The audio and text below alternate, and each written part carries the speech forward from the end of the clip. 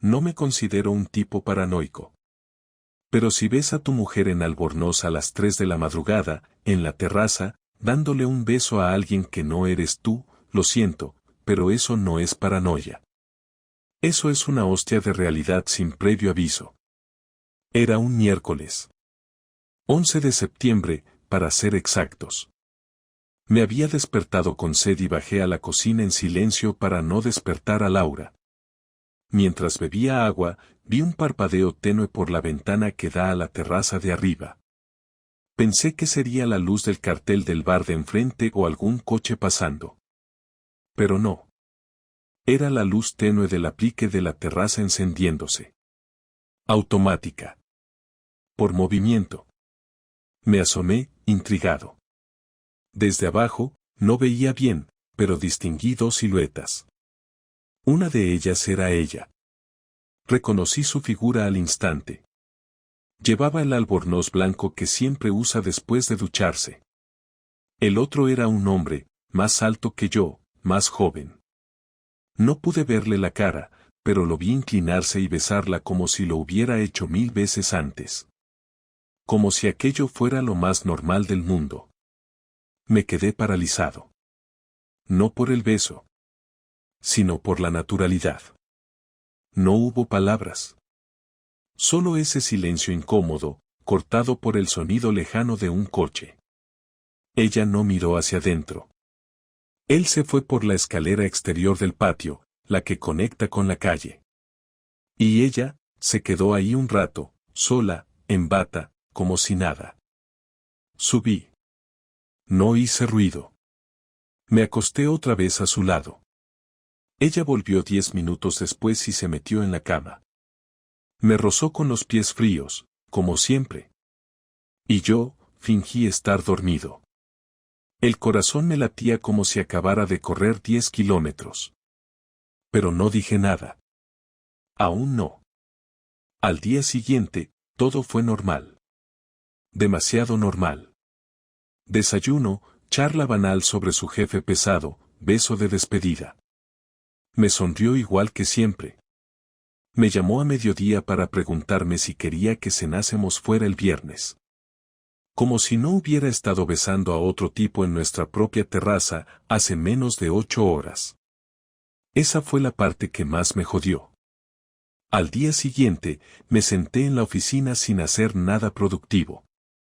Movía papeles de un lado a otro, escribía correos que no enviaba y respondía llamadas con el piloto automático. Cada vez que miraba la pantalla del ordenador, veía a Laura en la terraza, en bata, en silencio, con otro tipo. Lo más jodido era que no sabía qué pensar. No tenía nombre, ni rostro, ni historia. Solo sabía que ese hombre existía, que ella lo había dejado entrar a nuestra casa, y que no era la primera vez que lo hacía. Eso era evidente. Nadie besa así en una primera vez, nadie se queda tan tranquilo después de hacerlo si no tiene experiencia en ello. Lo primero que hice fue repasar mentalmente los últimos 2 meses, buscando señales que, en su momento, no supe interpretar. Horarios de trabajo que se alargaban, duchas tardías por la noche, cambios de humor súbitos, una nueva ropa interior que juró haberse comprado en rebajas pero que nunca vi en las bolsas que trajo a casa. Todo estaba ahí, solo que yo había preferido no mirar.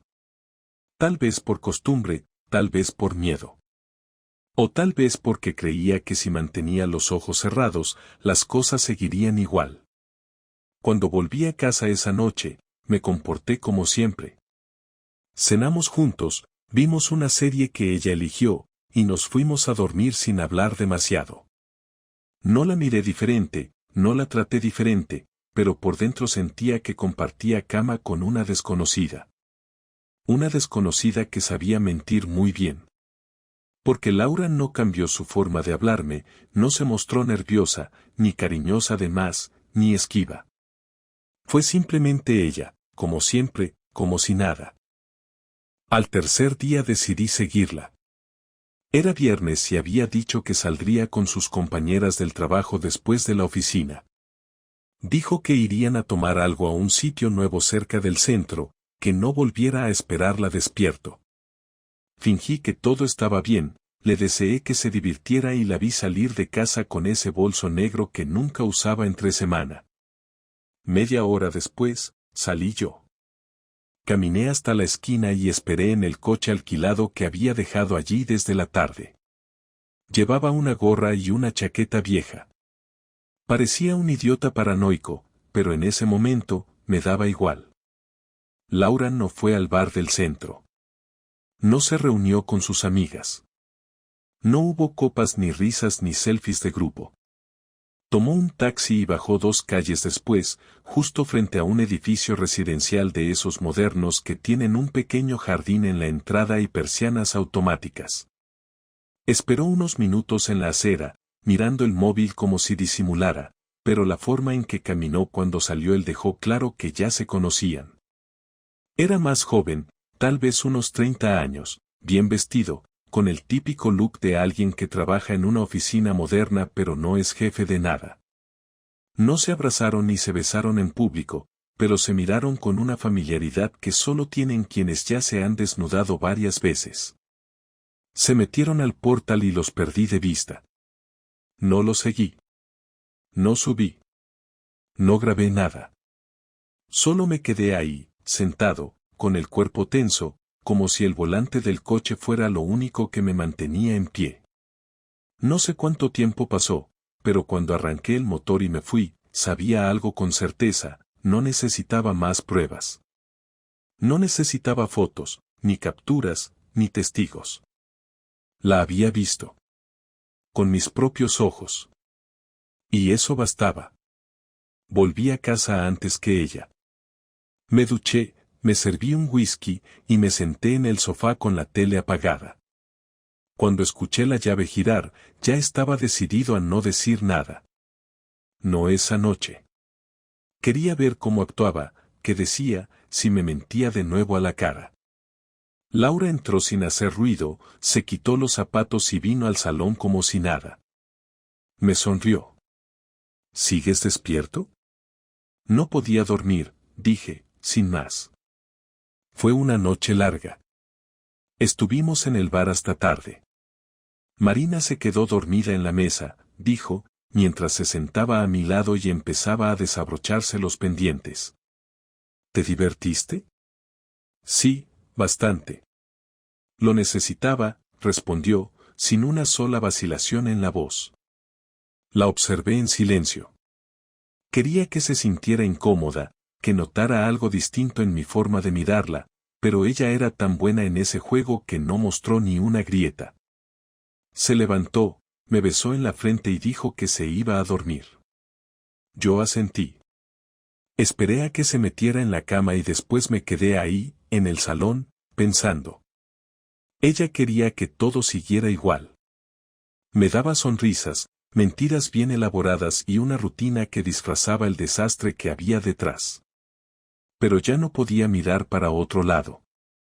Me había mentido a la cara y esperaba que yo siguiera siendo el mismo imbécil de siempre, ese que cree todo lo que le dicen, que confía sin pedir nada a cambio.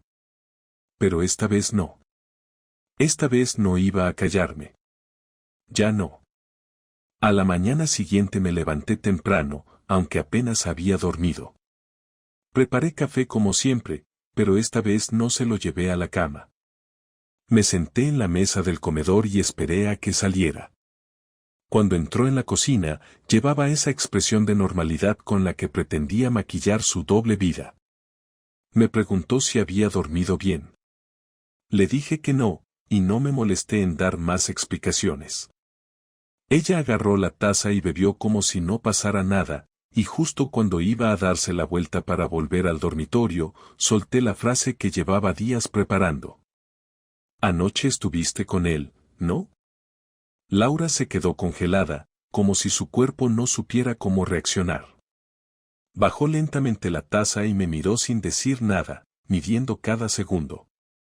Podía ver cómo su mente intentaba fabricar una respuesta, una excusa, algo que sonara convincente. Pero ya no había espacio para eso. No entiendo de qué hablas, dijo finalmente, con una voz neutra, como si el problema fuera mío. Lo vi. Estuve allí.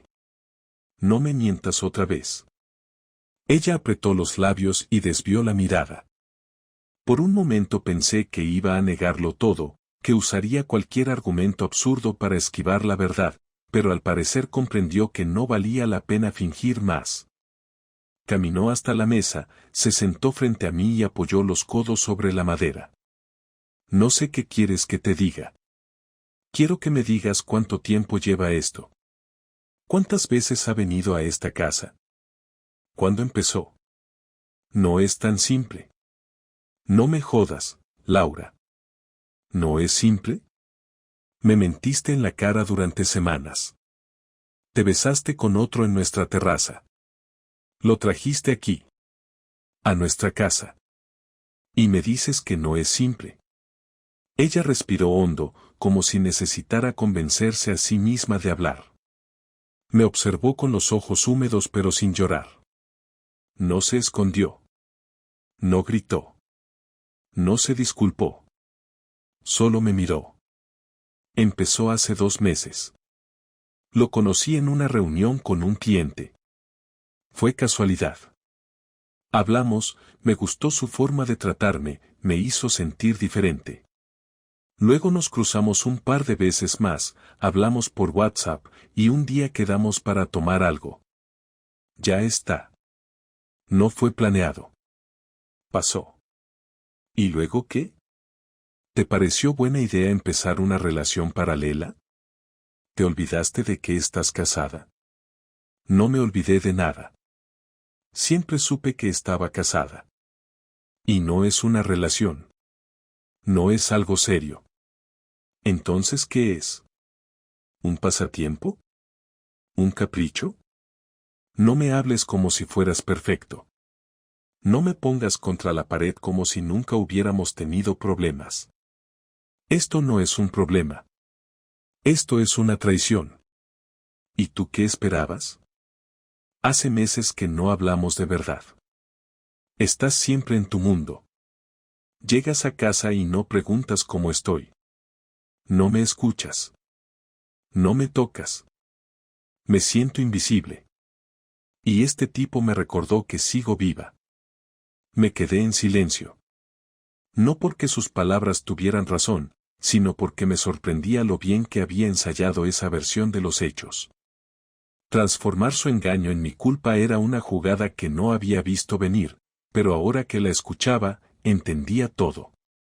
No buscaba justificar lo que hizo, buscaba que yo asumiera una parte de la responsabilidad, como si eso equilibrara la balanza.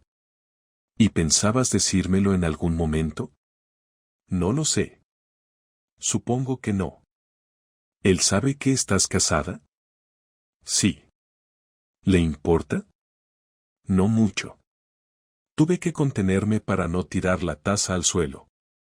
No por celos, sino por la tranquilidad con la que respondía. Como si todo fuera una conversación más, como si no estuviera destruyendo lo único que habíamos construido juntos en 8 años. Me levanté y empecé a caminar por la cocina, respirando hondo, evitando mirarla. ¿Y ahora qué, Laura? ¿Piensas seguir viéndolo? ¿Piensas seguir fingiendo que esto no cambia nada? No lo sé. No tengo respuestas claras. Solo sé que no quiero que esto se acabe de golpe. ¿Esto qué? ¿Nuestro matrimonio o tu aventura? Nuestro matrimonio. No quiero perderlo todo por un error. ¿Un error? Esto no fue un desliz. No fue una noche borracha. Lo planeaste. Lo escondiste. Lo repetiste. No lo llames error. Llama las cosas por su nombre. Ella se levantó también. Se quedó frente a mí, con los brazos cruzados, sin bajar la mirada. No parecía arrepentida, solo molesta por la situación. Entonces dime tú qué quieres hacer. ¿Quieres separarte? ¿Quieres que me vaya? Todavía no lo sé. Pero ya no vamos a fingir. No más mentiras, no más horarios falsos. A partir de ahora, cada minuto que vivas en esta casa va a estar bajo mi mirada. ¿Vas a decir la verdad o vas a hacer las maletas? Laura asintió, sin discutir más. Se dio media vuelta y salió de la cocina. Yo me quedé solo, con la taza vacía en la mano, sintiendo que por fin había sacado algo de todo lo que llevaba dentro, pero también sabiendo que eso era apenas el comienzo de todo lo que vendría después. No sé cuántas veces imaginé este tipo de situaciones en mi cabeza, en plan qué harías si tu mujer te engañara, pero jamás pensé que me tocaría vivirlo. Una cosa es pensarlo desde el sofá, viendo una película donde el protagonista perdona o destruye todo, y otra es estar ahí, con la sangre caliente y la cabeza llena de escenas reales que no pediste ver. Laura y yo dejamos de hablarnos más allá de lo esencial. Comíamos en silencio, dormíamos en silencio, respirábamos en la misma casa pero ya no vivíamos juntos. Ella no volvió a salir por la noche, no contestaba llamadas frente a mí, ni recibía mensajes cuando estábamos en la misma habitación.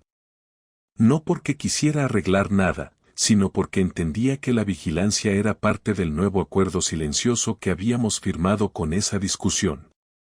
Yo no era de los que gritaban o hacían escándalo.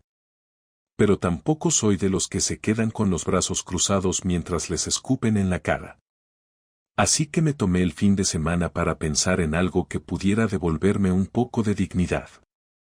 No se trataba de venganza por rabia, se trataba de poner las cosas en su lugar. No iba a dejar que todo quedara en una conversación tensa y un par de noches sin sexo.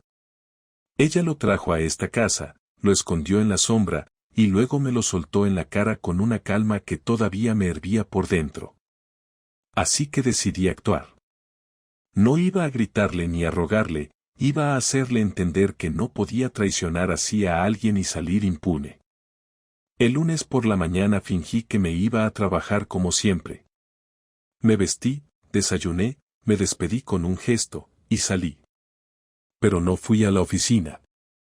Caminé 2 calles, me subí al coche que había dejado el día anterior en un garaje y manejé hasta el edificio donde vivía el tipo. Lo había averiguado días atrás, cuando la seguí y tomé nota del número del portal. Era fácil. Busqué su nombre en redes sociales, confirmé su dirección en un perfil donde subía fotos desde su balcón, y listo. Lo tenía.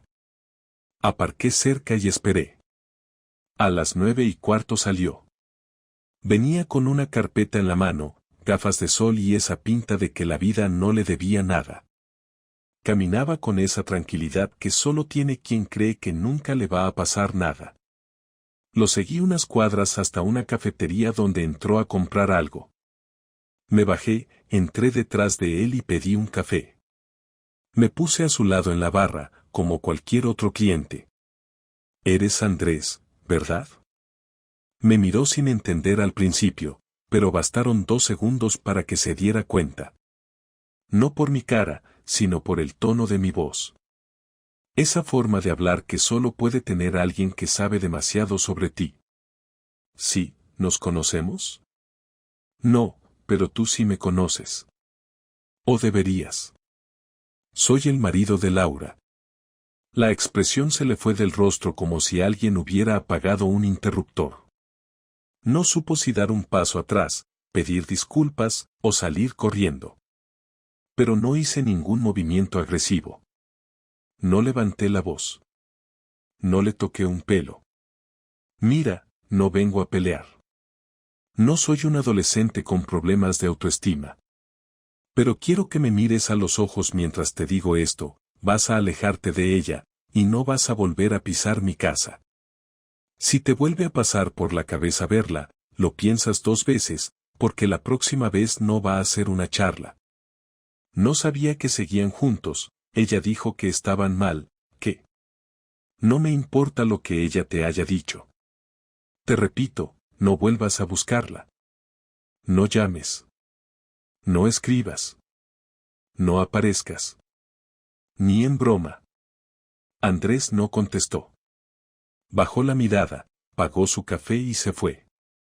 Yo me quedé ahí un rato más, tomándome el mío con calma, como si acabara de cerrar una reunión más del trabajo. No fue violencia, pero fue suficiente para que entendiera que esto no era un juego. No iba a permitir que alguien se metiera en mi casa y se llevara todo sin pagar las consecuencias.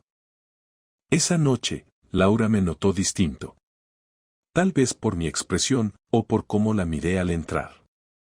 No dijo nada, pero me observaba. Al día siguiente, por la mañana, me preguntó si quería hablar. No, ya está todo dicho. ¿Estás seguro? Sí. Ya tomé decisiones. No hizo más preguntas. Yo tampoco. Ella sabía que algo había cambiado. No sabía qué había hecho, pero lo sentía. Y eso me bastaba. La venganza no siempre es gritar o destruir cosas. A veces es decir justo lo que el otro no espera, en el momento exacto, sin perder el control. Y verla caminar por la casa con el miedo metido en la piel, sin saber qué iba a pasar después, fue más efectivo que cualquier grito o portazo. Ya no éramos marido y mujer. Ahora ella era alguien que tenía que adivinar cada paso que yo daba. Y yo, por fin, tenía el control de nuevo. Pasaron 5 días desde que hablé con él. Laura no preguntó nada, pero se notaba que sabía que algo había pasado. Lo notaba en mis horarios, en la forma en que la miraba, en cómo no evitaba estar en la misma habitación, pero tampoco buscaba conversación. La tensión era parte del aire. Y lo más curioso es que no discutíamos, no nos gritábamos, no rompíamos platos ni nos lanzábamos acusaciones. Solo estábamos ahí, como dos desconocidos con la obligación de convivir por inercia. La casa se volvió un espacio compartido pero dividido. Dormíamos en la misma cama, pero separados por una distancia exacta que medíamos cada noche sin decirlo. No había contacto físico, no había preguntas personales, no había gestos afectivos. Todo era funcional, como si fuéramos dos empleados que coincidían por turnos en la cocina y el baño. El domingo por la tarde, Laura me pidió hablar. No usó rodeos. Me encontró en el salón, sentado viendo un partido que ni siquiera estaba siguiendo. Apagó el televisor sin decir nada y se sentó a mi lado. No dijo podemos hablar, ni tenemos que hablar. Simplemente se sentó y empezó. No quiero que esto siga así. No puedo más con el silencio. No me estás perdonando, pero tampoco me estás dejando ir. Estás en modo castigo y yo no sé cuánto más puedo soportar esto. No me moví. No le respondí de inmediato. Dejé que hablara, que soltara lo que llevaba guardado. Ella respiró hondo y siguió. Sé que lo que hice fue grave. Y no te voy a pedir que lo entiendas ni que lo aceptes. No vine a justificar nada. Solo quiero que me digas qué piensas hacer. Si me odias, si quieres que me vaya, si vamos a seguir así hasta que alguien explote. No te odio, dije sin rodeos. Pero tampoco confío en ti. Y no sé si eso se puede arreglar. ¿Y entonces? Entonces nada. Estoy procesando. No es tan fácil como tomar una decisión de golpe. No es algo que se arregla con una charla. Vos me mentiste. Me usaste. Me miraste a los ojos mientras tenías una vida paralela y pensaste que no me iba a dar cuenta nunca. Eso no se borra en una semana. Lo sé. Pero yo tampoco estoy bien. No te imagines que esto me da igual. No soy de piedra. Me despierto todos los días con culpa. No porque me hayas descubierto, sino porque sé lo que hice. Sé que tiré todo por la borda por algo que ni siquiera valía la pena. Fue un error que cometí cuando me sentía sola, ignorada, apagada. Y sí, es mi responsabilidad, no tuya. Pero tampoco fue porque te odiara o porque buscara reemplazarte. Fue porque no sabía cómo decirte que me sentía invisible. No eras invisible, Laura. No te dabas cuenta de que yo también estaba cansado. También tenía mis cosas. No me veías a mí tampoco. La diferencia es que yo no salí a buscar a nadie. Lo sé. No estoy diciendo que estuvo bien. Solo quiero que entiendas por qué pasó. No para que me perdones, sino para que sepas que no fue por crueldad. No lo hice para hacerte daño. Pero ya lo hice. Y lo acepto. Me miró. Sus ojos no tenían lágrimas, pero sí una expresión de agotamiento que no le había visto nunca. No era tristeza por lo que había perdido, era más bien resignación. Como si supiera que no había forma de volver atrás, pero aún así quería intentarlo. Entonces, ¿qué querés que hagamos ahora? Quiero que decidamos si esto tiene arreglo o no. No quiero seguir viviendo con esta tensión, esta frialdad, este castigo silencioso. Si vas a dejarme, prefiero que sea ahora y no dentro de 3 semanas cuando ya no podamos ni mirarnos. Pero si querés intentarlo, de verdad, entonces pongamos las cartas sobre la mesa. Porque yo no voy a vivir así mucho más. Me levanté. Caminé por el salón sin mirar nada en particular. Pensé en todas las cosas que habíamos hecho juntos, en todas las veces que creímos que el amor era suficiente, en las decisiones tomadas en pareja, en los viajes, en las cenas, en las peleas estúpidas, en las reconciliaciones, en las risas compartidas. Y en ese momento supe que nada de eso podía tapar lo que había hecho. Podía perdonar muchas cosas, pero no la traición consciente, planeada y sostenida. No el hecho de que lo trajo a casa, que lo besó en nuestra terraza, que me miró a la cara durante días como si nada. No te voy a echar de la casa, pero tampoco vamos a seguir como si esto fuera salvable. No para mí. No me interesa reconstruir algo con alguien que pensó que yo era tan prescindible que podía reemplazarme sin pensar en las consecuencias. No sé si te arrepentís porque te agarré o porque sabes que te equivocaste, pero en cualquiera de los casos, ya es tarde. No va a haber reconciliación. No va a haber terapia. No va a haber segundas oportunidades. Ella asintió. No discutió. No pidió nada más. Solo bajó la cabeza y se quedó ahí sentada, en silencio. Podés quedarte acá hasta que decidas cómo te vas a ir. Yo voy a dormir en el cuarto de arriba. No me interesa discutir. No me interesa pelear por muebles ni cuentas. Solo quiero que te vayas cuando estés lista. Sin escenas. Sin excusas. Sin explicaciones. Ella no dijo nada. Me fui sin esperar respuesta. Subí las escaleras, cerré la puerta del cuarto, y por primera vez en semanas dormí sin despertarme a la mitad de la noche. No porque estuviera en paz, sino porque, finalmente, ya había tomado una decisión. Los días siguientes fueron tranquilos, pero no en el buen sentido. La casa se volvió un lugar puramente funcional. Laura se levantaba temprano, se iba a trabajar y volvía tarde, evitaba quedarse mucho tiempo en las zonas comunes y apenas cruzábamos palabras que no tuvieran que ver con lo mínimo necesario. No me preguntó nada más, no volvió a insistir con la idea de arreglar nada y tampoco mostró intención de hacer escenas. Creo que entendió que todo había llegado a un punto sin retorno. El cuarto de arriba, donde yo dormía, era pequeño, incómodo, con un colchón viejo que usamos antes de renovar el dormitorio principal, pero aún así era mejor que compartir la cama con alguien que había dejado de ser parte de mi vida. Me bastaba con saber que no tenía que fingir más nada, que no estaba obligado a disimular afecto o interés. El domingo siguiente, cuando bajé a la cocina por la mañana, la encontré sentada con una maleta a su lado. Estaba vestida como si fuera a salir de viaje, con esa ropa que uno se pone cuando no sabe bien a dónde va, pero quiere estar cómoda. Me miró sin sorpresa, como si supiera que iba a bajar justo en ese momento. Me voy, dijo, sin rodeos. Conseguí un piso temporal cerca del trabajo. No es gran cosa, pero es suficiente por ahora. No dije nada. Me quedé de pie, esperando que siguiera hablando. Ella bajó la vista hacia la maleta, como si necesitara confirmar lo que estaba haciendo. No quiero quedarme más en esta casa.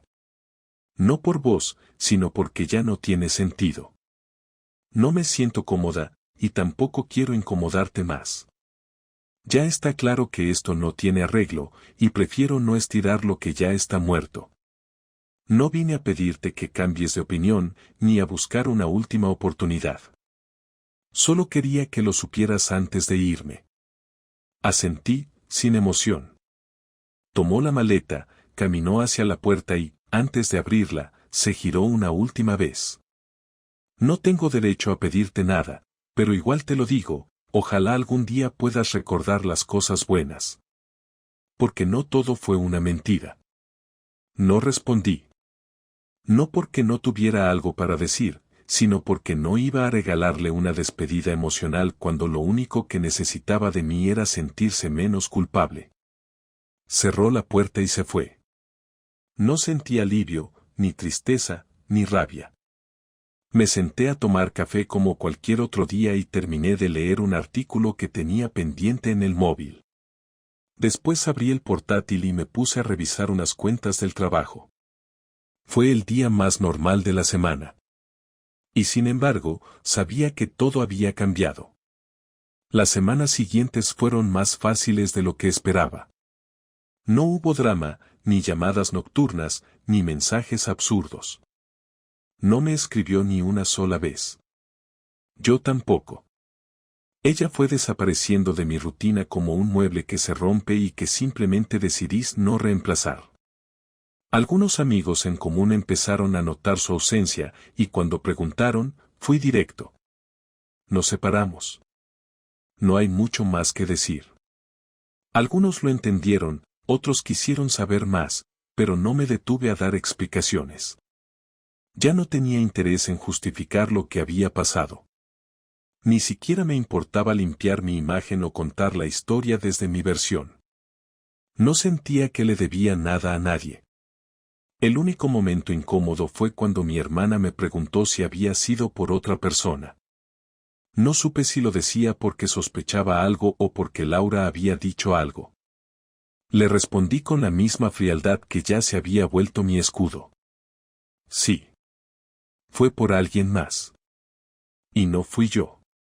Pasaron 3 meses antes de que pudiera sentarme una noche, solo en casa, sin ruido, sin teléfono, sin distracciones, y pensar en todo lo que había pasado desde aquella noche en la que la vi en la terraza. Me di cuenta de que no estaba triste. Estaba decepcionado, pero no dolido.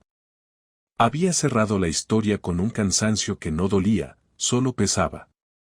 Acepté que las cosas no iban a volver a ser como antes, y que, en el fondo, tampoco quería que lo fueran. Laura era parte de un capítulo que ya había terminado. Y no necesitaba escribir otro con ella. Aprendí que uno no se destruye cuando lo traicionan. Se rompe, sí, pero no se destruye. Porque uno puede reconstruirse si tiene la claridad suficiente para no quedarse estancado en lo que fue. La traición no define a quien la sufre, define a quien la ejecuta. Yo no fui el que mintió, ni el que jugó con la confianza de alguien. Yo fui el que puso límites, el que no se arrastró, el que no toleró lo intolerable. Y eso, aunque duela, también es una forma de dignidad. Hoy no tengo pareja, ni ganas de tener una por ahora. No salgo a buscar a nadie, no me abrí un perfil en ninguna aplicación, no tengo prisa por llenar espacios vacíos. No quiero construir nada sobre los restos de lo que fue. Prefiero seguir solo un tiempo, reencontrarme conmigo mismo y no tener que fingir nada frente a nadie. Si algún día llega alguien que valga la pena, bien. Y si no, también. Lo único que tengo claro es que no voy a volver a confiar en alguien solo porque me sonría bonito. La próxima vez, si la hay, voy a mirar más allá de lo que la gente dice y fijarme más en lo que hace. Porque las palabras se las lleva cualquiera, pero los hechos siempre se quedan. Y si hay algo que aprendí de todo esto, es que cuando alguien te muestra quién es de verdad, lo único que podés hacer es creerle. y actuar en consecuencia. Yo lo hice.